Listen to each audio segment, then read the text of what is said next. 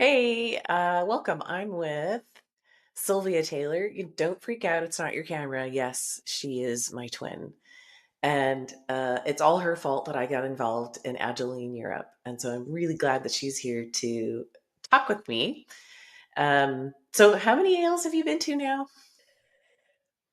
Oh, I kind of have to list them off because there was that, year in the middle, 2 years in the middle where I didn't go because of the pandemic. So Paris, Prague, Zurich, Porto, blank. So I didn't go to Riga, and then we didn't have one.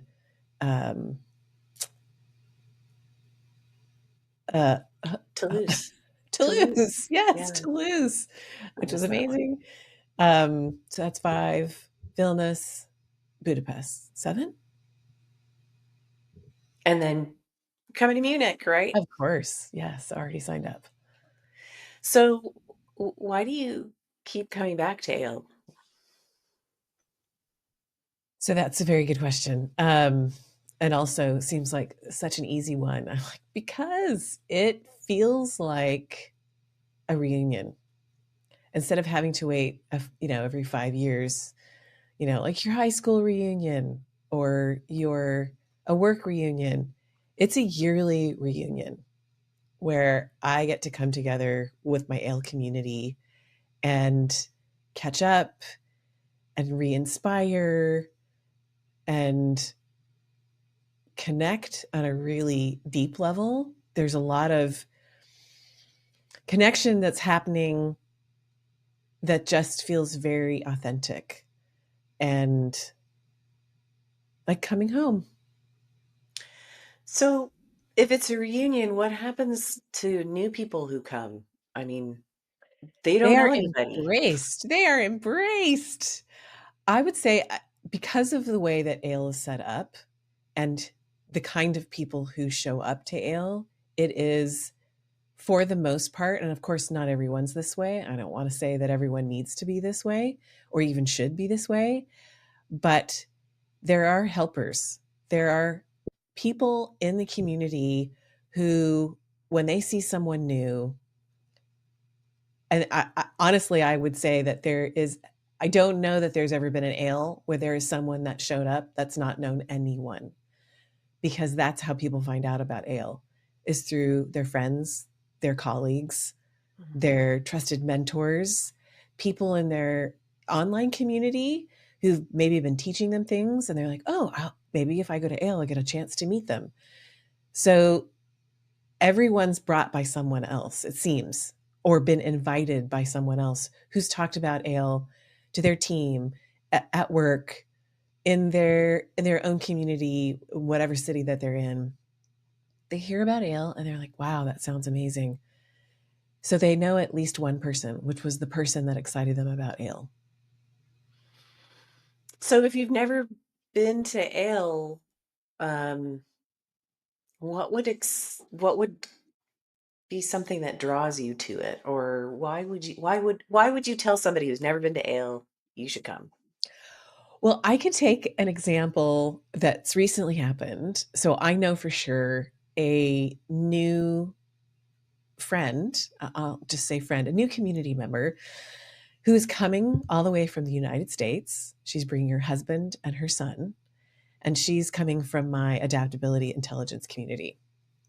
And I was talking in our small group, our cohort, where we did our training together for adaptability intelligence.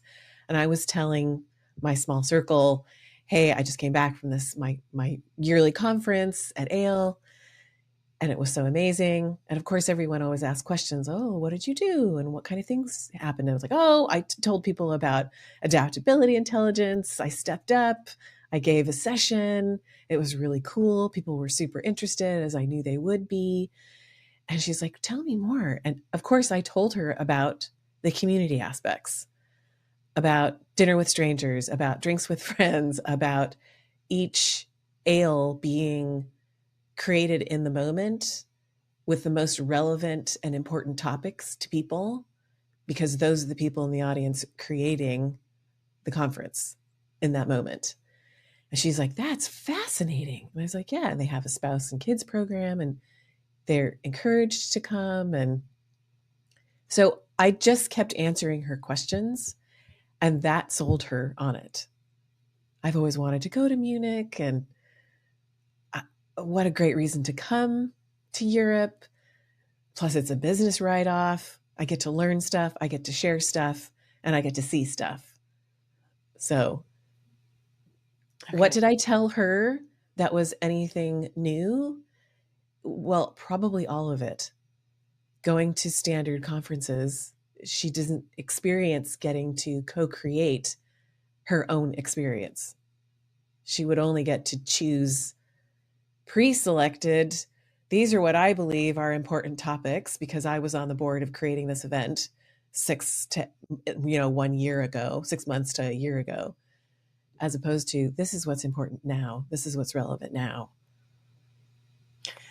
Perfect. You actually answered the next question I was going to ask, which is what makes us different from other conferences. And you touched on the open space, you touched on the social aspect, you touched on the fact that people bring their spouse and kids and that there's actually an integrated section of the conference for people who are accompanying participants. And Yeah. that, yeah, that the people who show up that day create the agenda for the day in that moment. And they bring all the useful stuff they already have with them, but also questions they have and that they want answered. That's cool. Okay. So what's your favorite part of Agile in Europe? Well, I also wonder if in my mind I'm editing already. I'm sure everyone's already given this answer. Dinner with strangers.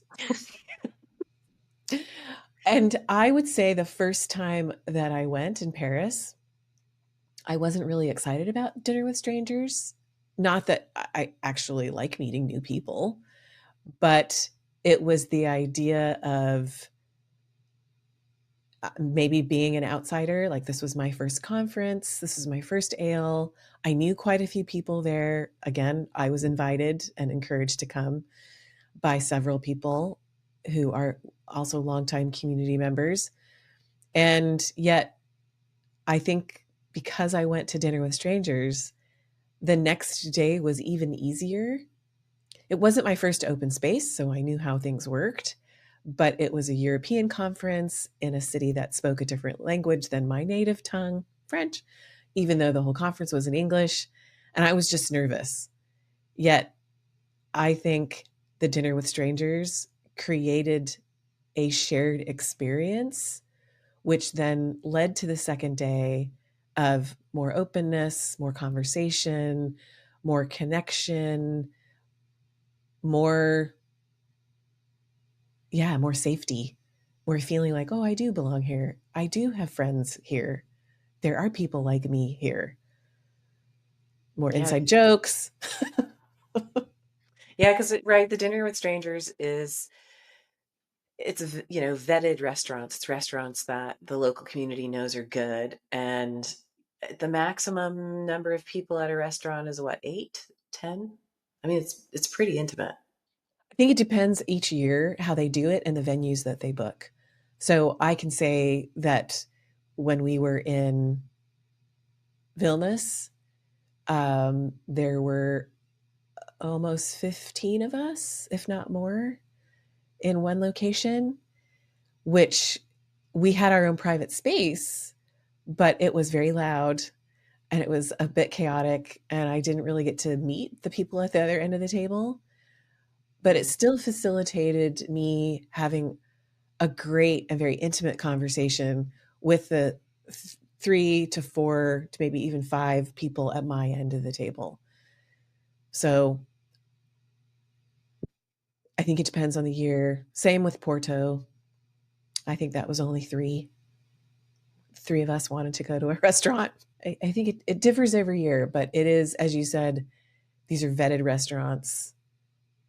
There's always delicious food. There's always an opportunity for you to explore, even in the city, something that was good. And hey, I went there.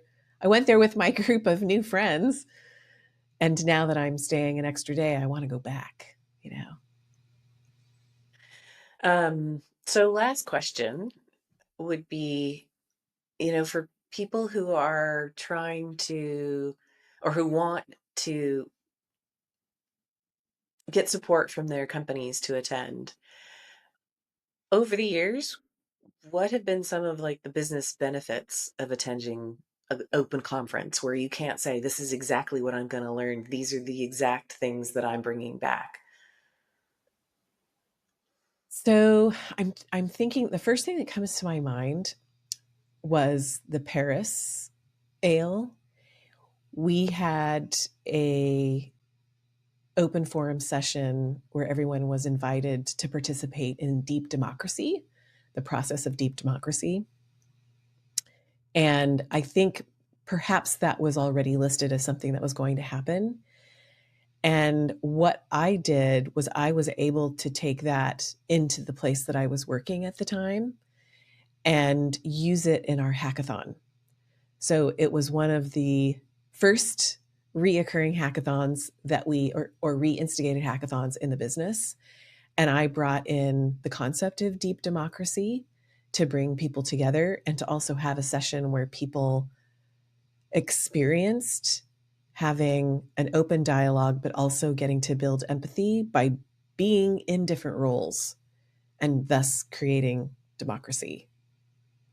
And I would say that that is fairly true with every ale, is that not only have I really made it an intention and a goal to bring something new to ale every year, whether that was like you and I doing Flux, or last year doing adaptability intelligence, or my beloved oracles and seekers.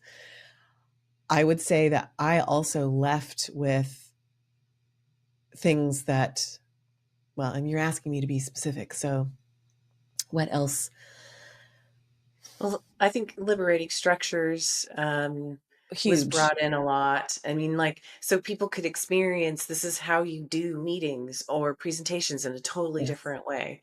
And because a lot of the people that attend ALE are change agents in their companies, Right. they need these tools to support communication and process. And I think they always show up. Right. So, any last cool brainstorms or things that you want to share?